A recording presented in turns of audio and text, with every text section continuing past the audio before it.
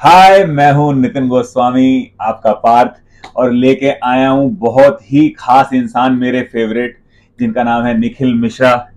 Thank you. तो मैंने जैसे बोला था कि मैं एक अच्छे अच्छे वीडियोस बनाऊंगा और लोगों की जर्नी के बारे में मैं आपको बताऊंगा एंड वो कैसे यहाँ तक पहुंचे। और ये निखिल मेरे छोटे भाई बोलता हूँ इनको वैसे मेरे भाई हैं, और मैं चाहता हूं कि इन्होंने जो लाइफ में हासिल किया है ना, मैंने इनके मुंह से बहुत बार सुना है और बहुत इनकी रियल स्टोरी सुनी है, जो बड़ा मैं इंस्पायर हुआ हूं। तो मैं चाहता था कि ये सारी बातें आप तक भी पहुंचे।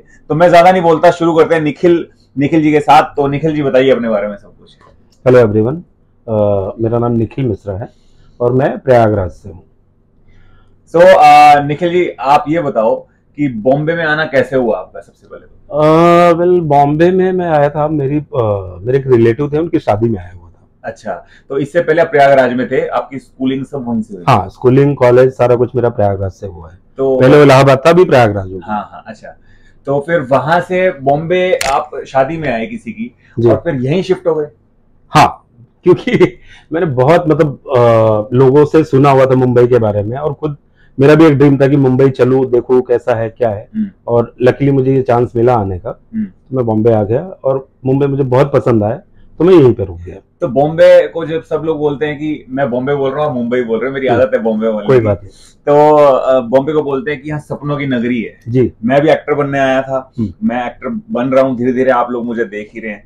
तो आप भी इस इंडस्ट्री से कैसे जुड़े? मतलब आप चाहते थे कि इसी इंडस्ट्री से जुड़ना, इसलिए बॉम्बे आए थे, या कोई और रीजन था? नहीं नहीं नहीं नहीं, ऐसा कभी इस इंडस्ट्री के बारे में नहीं सोचा हुआ था, बट मुंबई अच्छी लगती थी, लोगों से बहुत सुना हुआ था, इसलिए जब आप किसी चीज के बारे में सुनते हो या कुछ किसी प्लेस के बारे में सुनते हो तो तब, और मैं तो बहुत यंग एज में आया हुआ था, तो तभी ऐसा कुछ गोल नहीं था कि मैं फिल्म इंडस्ट्री में आऊंगा या कुछ ऐसा, बस मुंबई आना था, देखना था कैसा है क्या है, लोग कैसे हैं, तो आ गया मुंबई। सब कुछ छोड़ के बॉम्बे आ गया। मुंबई आ गया। तो आपकी स्कूलिंग वहां हुई और यहाँ पे पहली जॉब किया आपने? जी। तो कौन सी जॉब की सबसे पहले? सबसे पहले तो मैं रियल एस्टेट एजेंट के पास था। अच्छा। और ये जो घर वर बेचते हैं, हाँ, जो सारी चीजें लीज पे देते हैं, हाँ। प्रॉपर्टी, तो प्रॉपर्टी डीलर के पास था।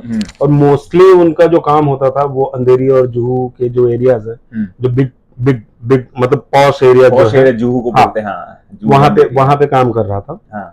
वहां से करने के बाद में फिर मैंने वो छोड़ दिया। फिर मैंने बैंक्स में काम किया, credit card department, loan department, फिर मैं वो कर रहा था। वो करने के बाद में फिर बहुत सारे टारगेट्स और ये सारी चीजें होती थी, तो और बहुत भागदौड़ करनी पड़ती थी, फिर मैंने वो छोड़ दिया। फिर कुछ दिन तक मैंने कुछ काम नहीं किया। फिर अब बॉम्बे क्योंकि बहुत कॉस्टली है, तो सरवाइव करना भी मतलब अब कुछ था नहीं यहाँ पे, तो मैंने कुछ लोगों को ट्यूशन, मतलब क्लासेस होते हैं ना, वो ट्यूशंस देना चालू किया। अच्छा, तो मिली ट्यूशन? हाँ, ट्यूशंस मिली। तो उसमें एक लड़का है मेरे पास जो फिल्म इंडस्ट्री का था। अच्छा। तो उसने मुझे ये बोला कि अगर आपने इतनी पढ़ाई लिखाई की है तो आप फिल्म इंडस्ट्री में आ जाओ। हाँ। तो मैंने पूछा कि होता क्या है, मुझे तो कुछ पता नहीं था इसके बारे में। फिर वहां से मेरी जर्नी स्टार्ट हुई फिल्म इंडस्ट्री की। अच्छा, तो फिर मैं ये जानना चाहूंगा कि जो आपकी जर्नी स्टार्ट हुई थी, सबसे पहले आपको कोई सपोर्ट करने वाला था यहाँ पे, या अचानक से आपको मिल गया? नहीं, मतलब किसी का सपोर्ट तो नहीं था, बट मैंने जो किया अपने काम से, और थोड़ा सा लक जो है ना वो मेरा अच्छा था। तो जब मैं यहाँ पे आया, आने के बाद में कुछ लोगों जो मतलब शूटिंग लाइन में जो काम कर रहे थे, उन लोगों ने मुझे सपोर्ट किया। अच्छा। बाहर से कुछ नहीं था, जो मेरी टीम के लोग थे जिन्होंने मुझे काम सिखाया, उन लोगों का अच्छा खासा सपोर्ट रहा और लक भी था। मैं आपको बता दूं कि ये हमारे शो दीवानी के प्रोडक्शन हेड हैं। मतलब ये चाहते हैं ना कि शूटिंग ऐसी होनी चाहिए, आज होनी चाहिए, नहीं होनी चाहिए, इतने बजे होनी चाहिए, ये डिसाइड करते हैं। तो सोचो, जिन्होंने बैंक में काम किया, क्रेडिट कार्ड के लिए काम किया, लेकिन कभी हार नहीं मानी, और आज ये प्रोडक्शन हेड है, हमारे हेड है। हम इनसे पूछते हैं हमको छुट्टी दे दो, आज दे दो, आज मत बुलाओ यार प्लीज, ऐसे कर दो। तो ये सारा शो संभालते हैं। तो मतलब आपको क्या लगता है कि आपको जो जिंदगी में चाहिए था वो मिल गया, या अभी बाकी है? नहीं, अभी बाकी है, अभी तो बहुत काम करना है। तो आपके सपने क्या है, मतलब आपको क्या हासिल करना है लाइफ में? मुझे शो बनाना है एज ए प्रोड्यूसर। अच्छा। लोगों को दिखाना है कैसा लग रहा है, क्या है। तो अभी तो बहुत सारा एक्सपीरियंस और लेना है और बहुत सारा काम करना है, और मेरा जो गोल है वो है प्रोड्यूसर बनने का। और यहाँ तक आप पहुंचे हो तो लाइफ में आपने बड़े मुश्किल दौर भी देखा होगा, मुश्किलें भी देखी होंगी। हाँ, देखी है, क्योंकि आपको तो पता है मुंबई कैसा है। बिल्कुल। और यहाँ पे सरवाइव करना सबसे ज्यादा प्रॉब्लम होता है, सर्वाइवल का, और वो सारी चीजें। तो इसीलिए सबसे पहले जब मैंने स्टार्ट किया था तो मैं डायरेक्शन में था। अच्छा। तो डायरेक्शन में काम करते करते फिर एक पॉइंट पे प्रोडक्शन का कुछ काम था जहाँ पे कुछ बंदे नहीं थे, वो मुझे करना पड़ा, और वहां से फिर मैं मूव ऑन हो गया प्रोडक्शन में। ओके। और फिर वहां से मेरी प्रोडक्शन की जर्नी चालू हो गई। अदरवाइज पहले मैं डायरेक्शन में था। अच्छा जी। तो अब मैं आपसे ये पूछना चाहता हूँ कि आपने जितनी भी मुश्किलें देखी अपनी लाइफ में, तो आप क्या बोलना चाहोगे हमारे देखने वाले दोस्तों के बारे में कि लाइफ में अगर मुश्किलें आएंगी तो लोग भाग जाते हैं, लोग ना हार मान लेते हैं। तो कुछ लोग होते हैं कि नहीं हमें चाहिए और वो डट के लड़े रहते हैं, मतलब लड़ते हैं लाइफ में। तो आप क्या क्या बोलना चाहेंगे? नहीं, बिल्कुल हार्ड वर्क तो बहुत करना ही पड़ता है, क्योंकि अगर आप हार मान के चले जाओगे तब तो कुछ हासिल नहीं कर पाओगे। अगर आपको कुछ बनना है, कुछ करना है, तो उसके लिए आपको बहुत हार्डवर्क करना पड़ेगा, डेडिकेशन के साथ में करना पड़ेगा। क्योंकि मेरे साथ भी कुछ लड़के स्टार्टिंग के स्टेज पे, मेरे साथ जो मेरे रूम पार्टनर्स थे या मेरे फ्रेंड्स थे वो भी थे, उसमें से कुछ लड़के रिटर्न चले गए, कुछ एक दो बचे हुए हैं जो काम कर रहे हैं, जिन्होंने हार नहीं मानी। तो कभी भी कुछ भी हालात हो, कोई भी मुश्किल हो, आपको उससे पार निकलेंगे, आपको खुद को ही उसको वहां से निकलना पड़ेगा। आपको बिल्कुल डेडिकेशन के साथ काम करना पड़ेगा, हार्डवर्क करना पड़ेगा, और डेफिनेटली आप अगर अच्छा काम कर रहे हो तो आप उस मुश्किल हालात से निकल जाओगे। बहुत सही बात बोली आपने।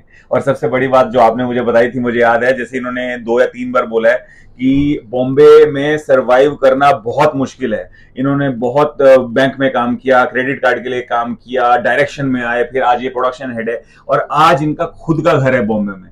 तो सोचो, अगर आप हार नहीं मानते हैं ना, तो आपको जो चाहिए वो डेफिनेटली मिल जाएगा, लेकिन कभी हार नहीं माननी, कोशिश करते रहनी है। सही बोल रहा हूं मैं? बिल्कुल सही है। तो जाते जाते आप अपने दोस्तों को क्या बोलना चाहेंगे? कि मैं यही बोलना चाहूंगा कि जो सपने देख रहा है, चाहे जहां पे मुंबई हो या कहीं पे भी हो, इंडिया के किसी भी कोने में हो या आउट ऑफ इंडिया हो, जो भी आप सपने देख रहे हो उसको सच करना है, तो आपको उसके लिए बहुत हार्डवर्क करना पड़ेगा और पूरा डेडिकेशन के साथ काम करना पड़ेगा, अपना तन मन लगा के बहुत ध्यान से। तो मैं यही सबको बोलूंगा कि बहुत मतलब करना है तो करना है, वो आपको एक जिद लेना पड़ेगा, करना है तो करना पड़ेगा, बस बात ही खत्म। करना है तो करना है। ये थे निखिल जी हमारे साथ, बहुत ही प्यारे इंसान है। ऐसे ही मैं अच्छे अच्छे इंसानों के साथ मिलता रहूंगा और अपनी जर्नी के बारे में, उनकी जर्नी के बारे में डिस्कस करते रहेंगे। मिलते हैं नेक्स्ट एपिसोड में किसी और अच्छे इंसान के साथ। Thank you so much. Thank you, bye bye, thank you so much.